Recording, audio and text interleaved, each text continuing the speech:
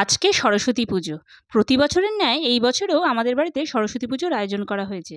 তাই সকালবেলা উঠেই লেগে পড়লাম পুজোর কাজে। মা সরস্বতীকে সিংহাসনে বসালাম আর ভালো করে সাজালাম ফুলমালা দিয়ে। তবে এই বছর আমাদের সরস্বতী পুজো কিন্তু একটু স্পেশাল, কারণ আমাদের তাতান এই বছর হাতে করে দিয়ে তার লেখাপড়ার অধ্যায় সূচনা করবে। তাই পুজোর কাজের মধ্যে একটা আলাদা উদ্দীপনা আর ভালো লাগাও ছিল। পুজোর গোছগাছ শেষ করে বসে পড়লাম ভোগের জন্য ময়দা মাখতে।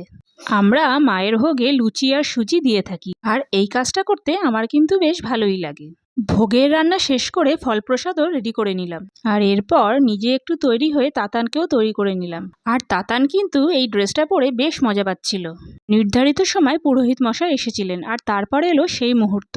বাবার সাথে একসঙ্গে বসে অ আ ক খ 1 2 AB কত লেখাই না লিখলো।